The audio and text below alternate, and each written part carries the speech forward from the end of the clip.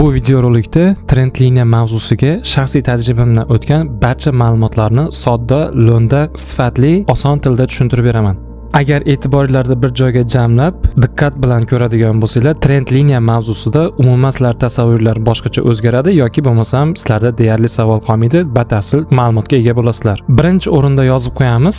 Mana bu joyga yozib qo'yaman. Trend liniya bu savdoga kirish uchun asosiy sabab emas. Hech qachon trend liniyani o'zi bilangina savdoga kirish uchun sabab qilib olmanglar o'zingizlarga. Trend liniyani SNR bilan ishlatadigan bo'lsak, поддержка va сопротивление, support and resistance, qarshilik va himoya konsepsiyasi bilan birgalikda qo'llasak juda ham qo'l keladi. Trend liniyalarni asosan signalga kirayotgan paytda tasdiq sifatida ishlatamiz. Shaxsan men shunaqa ishlataman va barcha bilgan ma'lumotlarimni bu videorolikda e'tiborlarga havola etaman demay boshladik. Birinchi o'rinda daftar olinglarda va yozib olinglar yoki videorolik davomida konspekt qilib ketsanglar yana ham maqsadga muvofiq bo'ladi. Shaxsiy tajribamdan o'tgan trend liniyalarni shaxsan men asosan eng asosiy 4 ta qismga bo'laman. Shaxsan men uchun bundan boshqa qismdagi trend liniyalar mavjud emas. Trend liniya deganda men uchun asosiy 4 ta mavzuga bo'linadi. Birinchi o'rin oddiy trend liniya, ikkinchi o'rinda buzilgan retest trend liniya, uchinchi o'rinda razворотный trend liniya, to'rtinchi o'rinda mana bu joyga yozganman davom etuvchi trend liniyalar. Ekranni yuqori chap tarafiga e'tibor beradigan bo'lsak, TL teng trend liniya deb qo'yganman. Bu degani mana bu joyda oddiydan so'ng TL katta harflarda qo'yganim bu trend liniya degan so'zni qisqartirmasi. Yana ham soddaroq tushunarli bo'lishi uchun mana bu joyga yozib qo'ydim. TL degani trend liniyaga teng. Bozorda mana harakat boshlandi. Ko'tariluvchi trend bo'yicha misol chizaman. Vot harakatlanyapti bozor. Mana bunaqangi holatda. Endi buni aksi tushuvchi trend to'g'risida mana bu joyga chizaman. Oddiy trend liniya deganda mana bunaqangi maksimumlar ko'tarilgan, minimumlar ko'tarilgan. Ko'tarilayotgan trendni mana bu minimumlarni birlashtirib chiziladigan trend liniyaga aytiladi. Endi xuddi shuni aksi maksimumlar pasayapti, minimumlar ham pasayapti. Tushuvchi trendda biz maksimumlarni birlashtirib chizamiz oddiy trend liniyadan foydalanayotgan paytimizda. Ikkinchi o'rinda buzilgan retest trend liniyaga o'tamiz. Buzilgan retest liniyada ham vot mana harakat davom etmoqda va mana bu oxirgi minimum buzilgandan so'ng bozor qachondir shunaqangi holatga keladiki, trendni o'zgartirishda oldin minimumni buzadi va orqasiga qaytib retest bergandan so'ng dalshi yo'lida davom etadi. Bu aynan buy trendni sellga aylanadigan holati, ko'rinishi. Mana bu joyga biz trend liniya chizamizda va bundan foydalanishimiz mumkin bo'ladi. Endi xuddi shuni sellga ko'rinishini ham mana shu joyga sig'dirib chizishga harakat qilaman.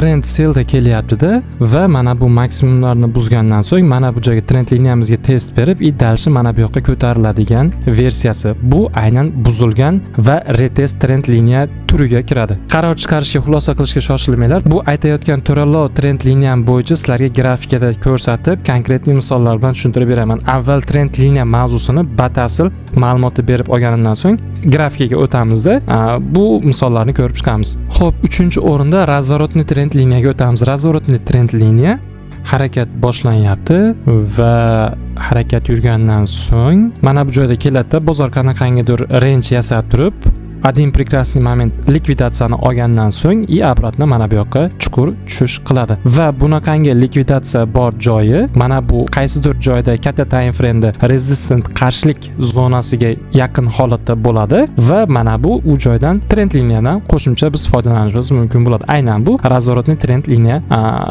safiga kiradi. Bu degani mana bu maksimumlarni biz birlashtiradigan bo'lsak, ya'ni ko'tariluvchi trend liniyani maksimumidan tortyapmiz. E'tibor bergan bo'lsak, mana bu joyda ko'tariluvchi trendni minimumdan tortgan edik. Bu oddiy trend liniya chap tarafdagi birinchi o'rindagi.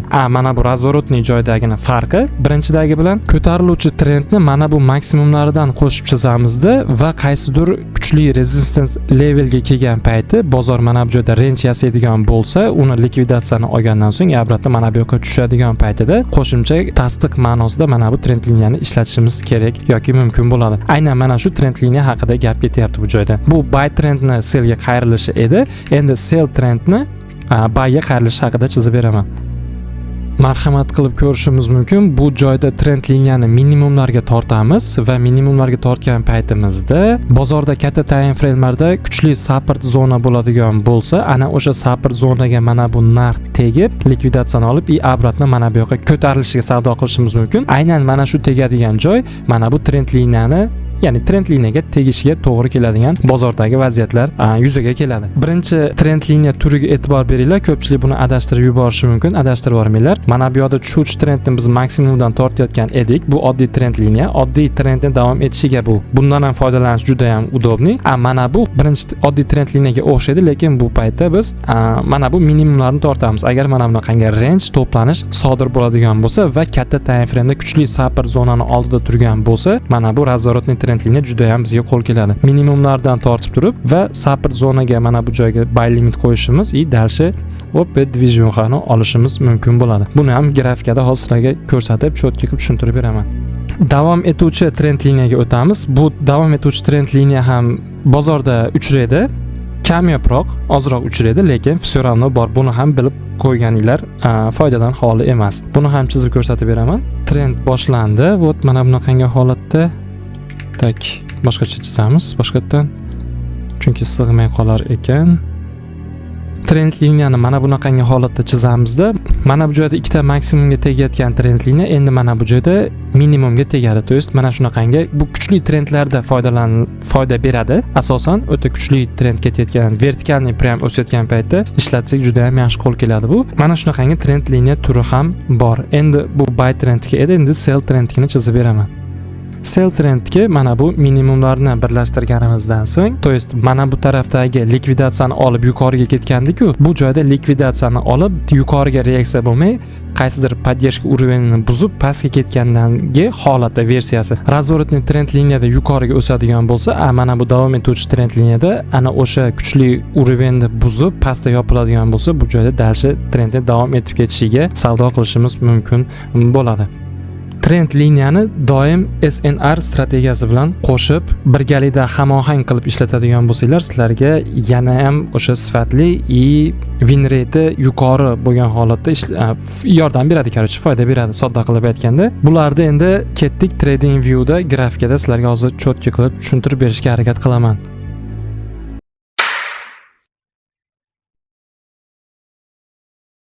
Bir narsani eslab qolinglar. Oltin instrumentida qarshilik va himoya levellarini belgilab olayotgan paytinglarda albatta Saho kartirovkasidan foydalaninglar. Mana How USD deb yozadigan bo'lsak, mana bu joyda juda ham ko'plab kartirovkalar kelib chiqyapti. Bularda hech qaysi biri emas, aynan Saho kartirovkasidan foydalansanglar, bu kartirovkada himoya va qarshilik levellarini belgilash uchun juda ham aniqlik, yuqori darajadagi aniqlikda kartirovka yetkazib berishadi. Aynan mana shu 4 soatli time frame ni o'zida hozir 4-uslubdagi trend liniyaga bitta misol bor. Mana shuni ko'rib chiqamiz. Birinchi o'rinda u joyni topish uchun line chartga shunday olaman. Undan ham oldin bozorni avval qaytaraman.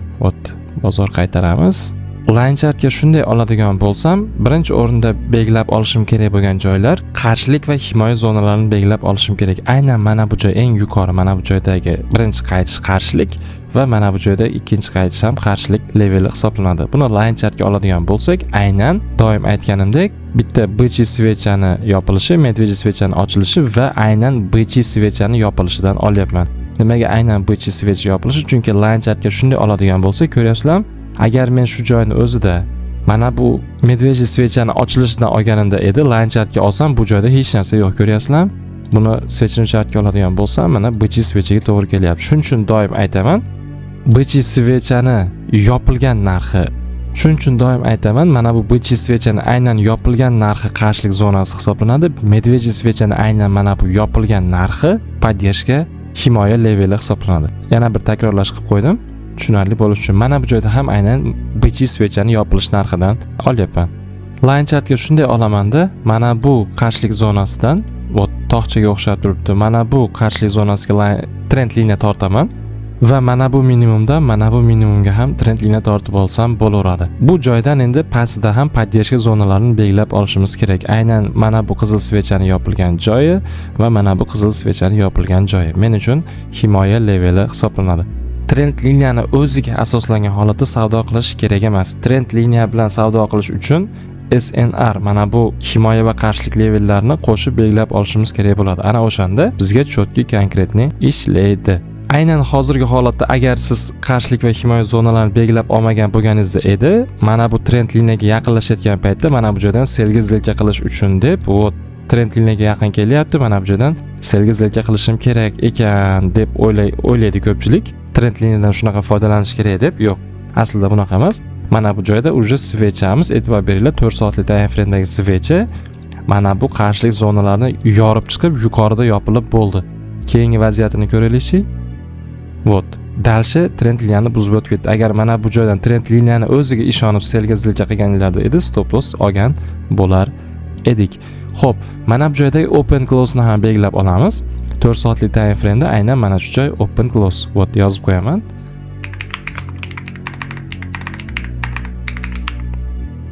Open close degani ochilgan, yopilgan narx. Ya'ni mana bu 4 soatlik time frame'dagi svechani yopilgan joyini men nima dedim? 4 soatlik time frame'dagi svechani yopilgan joyi qarshilik zona bo'lgandan keyin keyingi svecha dalshi buzib chiqib ketibdi. Buzib chiqib ketgandan so'ng nima bo'ladi?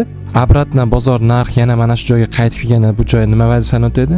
To'pa-to'g'ri aytinglar, podдержка vazifasini o'tashi kerak. Avval qarshilik bo'lgan, u joy buzilib chiqib ketilgandan so'ng обратно qaytib kelgan paytda himoya vazifasini o'taydi. Chunki bu oyna leveli. Masalan, birinchi marta qarshilik buzib o'tdi, keyingi marta kelishda bu joy aynan o'sha podдержка vazifasini o'taydi. Xullas, mana shu joyni belgilab olamiz open close deb va mana bu joydagi joylarni yozib olamiz. 4 soatlik support. Mana bunisi ham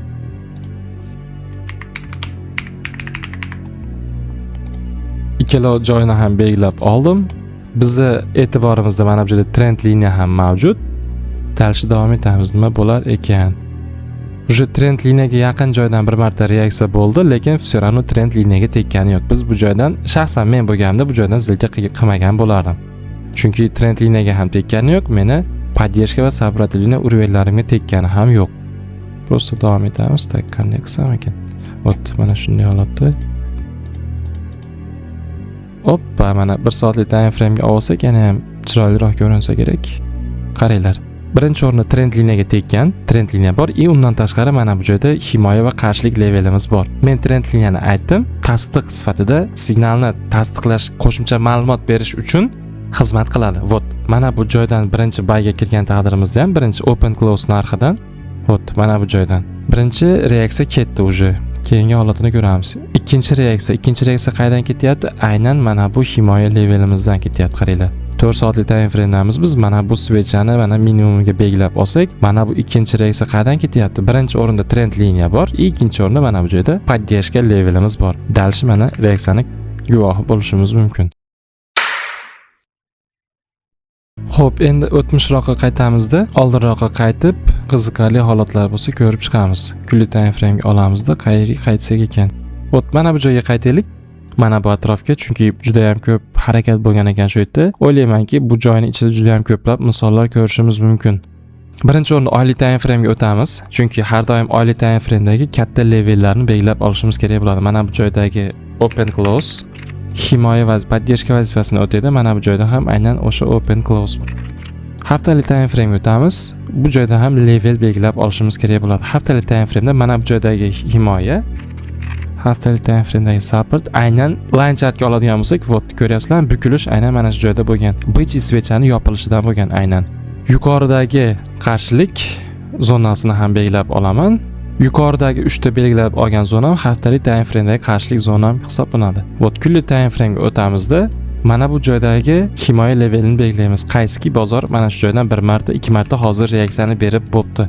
Endi shu turishda line chartga shunday oladigan bo'lsak, mana bu joydan trend liniya chizishimiz mumkin. Mana bu joydan maksimumdan mana bu joyga chizadigan bo'lsak, switchni chartga oladigan bo'lsak, bozor mana shu trend liniyaga tegish arafasida turibdi ekan. Agar bozor mana bu joydagi oylik time frame'dagi open close bilan va trend liniyaga yaqin joyga keladigan bo'lsa, mana shu joydan reaksiya berish kerak bo'ladi, katta ehtimol bilan. Va mana bu yoqqa ham trend liniya chizishimiz mumkin. Mana bunaqasiga, mana bu minimum bilan mana bu joyini belgilab oladigan bo'lsak, bu ham aynan mana shu joyga namyoq qilyapti. Ko'ryapsizlar? Oylik time frame'dagi mana bu joydagi levelga namyoq qilyapti. Bunaqasiga ham trend liniya, bunaqasiga ham trend liniya, plus undan tashqari SNR leveli katta time frame'dagi hammasi aynan mana shu joydagi narxga namyoq qilyapti bizga. Mana bu holat birinchi oddiy trend liniyaga misol bo'lishi mumkin. Buni ham aytib o'tganda, birinchi, ikkinchidan so'ng uchinchi mana bu joyga kelgan dalshi reaksiyani ko'rishimiz mumkin. Bozorda qidirib istaydigan bo'lsanglar, men aytgan hamma turdagi trend liniyaga misol topishinglar mumkin bo'ladi. Xo'p, kunlik time frame'da o'zida asta-sekin davom etaman. Keyingi svecha trend liniyamizga tekkani yo'q. Trend liniyaga tekkani yo'q va hech qanday mana bu tarafda level yo'q. Bunga e'tibor bermaymiz. Vot. Mono reaksiyani qaranglar. Ko'rdinglarmi? Mana bu joy open close degani bu oylik time frame'dagi open close aynan. Anaroq qilib yozib qo'yay shuni. Oylik time frame'dagi levellar juda go'zal holatda ishlaydi. Mana sizlarga sniperskiy entrylar qayerdan kelib chiqadi. Birinchi o'rinda trend liniya tepadan, pastdan trend liniya ham bor. Bundan tashqari oylik time frame'dagi holat. Dars davom etaylik, yana keladimi shu joyga? Yana kelsa, yana foydalanish mumkin. Chunki hali beri mana bu pastdagi levelga tekkani yo'q. Vot tegmasdan darsga ko'tarilib ketdi. Bir marta mana bu joyga tekkan, orqasiga reaksiya 1600. Xullas o'ta katta masofa olishimiz mumkin. Punktini hisoblagan adashib ketdim hozir chalkashib. Mana shu joyda o'zi line chartga oladigan bo'lsak, mana bu joyda yana trend liniyani tortishimiz mumkin. Vot birinchi minimum, ikkinchi minimumga tortamizda trend liniyani. Mana bularni o'chirib tashlasak bo'laveradi. Ishlashini ko'rdinglar. Mana bu maksimumdan mana bu maksimumga yo'q, mana bunisiga tortaylik. Buzib chiqqaniga aynan даже bunisi kerak emas ekan. Trend liniya tortib oldik. Qaranglar, trend liniya tortdik.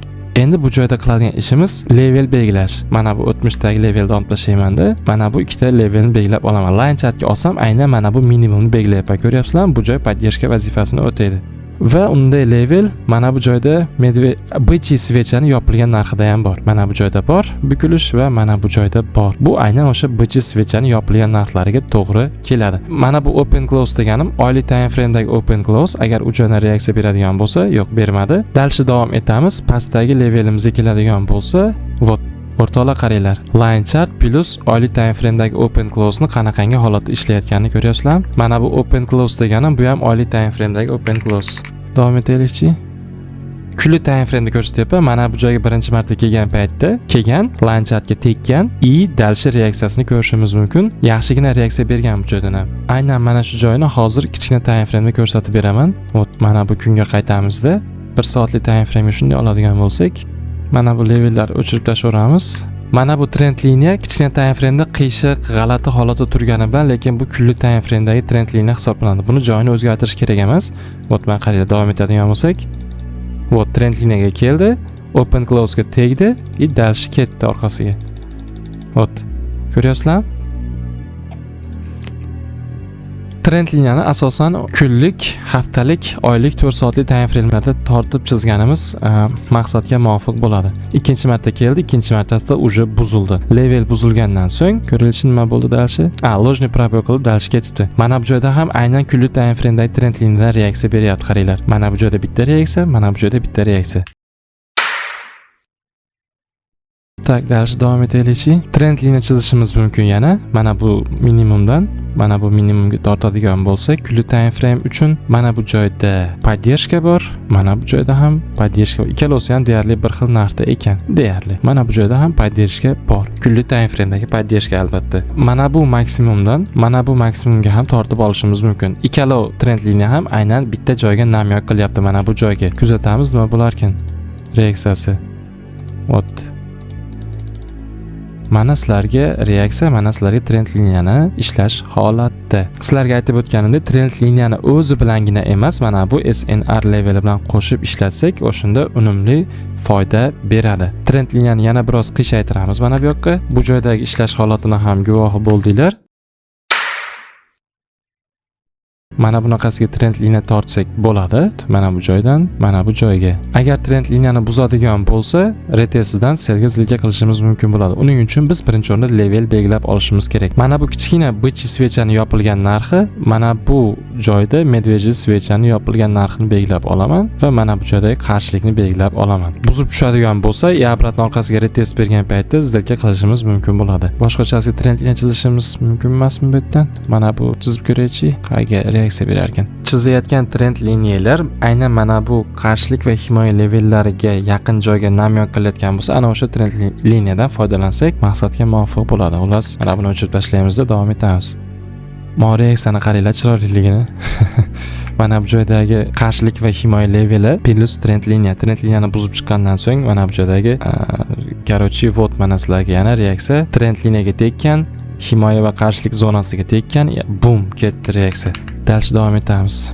Mana bu joyda yangi himoya va поддержка zonasini yasadi. Trend liniya yangi trend liniya chizishimiz mumkin. Menimcha mana bunaqasiga tortsak, retest breakout trend liniyasiga misol bo'lsa kerak. Mana bu joydagi open close ni belgilaymiz. Mana bu joydagi himoya levelini belgilaymiz. Agar obratno qaytib keladigan bo'lsa, mana shu joydan reaksiya berishi kerak katta ehtimol bilan. Mana bu birinchi reaksiyani qaranglar. Birinchi reaksiya ketdi. Aynan mana bu open close dan ketyapti. Reaksiya ikkinchi marta kelib, uje buzdi bu joyda. Keyingi levelni ko'ramiz nima bo'larkan. Yo'q, keyingi levelimizga hozircha tegmadi. Dal shu o'sib ketib qoldi bozor. Mana bu joyda yana bitta misol bor. Line chartga olaman. Minimum.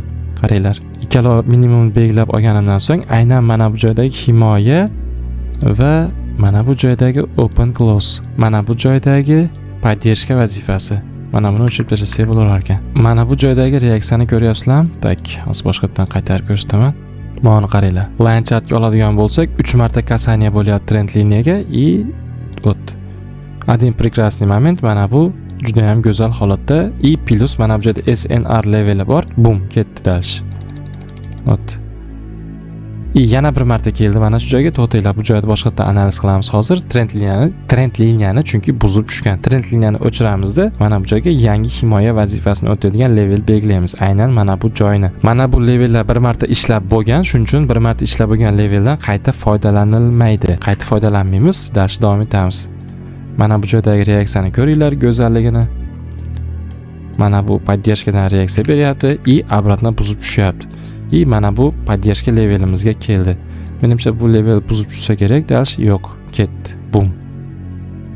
Mana qaranglar, keyingi поддержкамizdan ham bozor o'ta go'zal atrabotga bo'lyapti. Sniperskiy entrylar qaydan ketganini endi guvohi bo'lyapsizlar. Bu aynan kunlik time frame'dagi holat bo'yicha o'rtoqlar yana. Bularni o'chirib tashlaymiz, dalishni davom etamiz yana. Mana bu joydan trend liniya tortishimiz mumkin. Mana bu joydan mana bu joyga va himoya va qarshilik levellarini belgilab olamiz.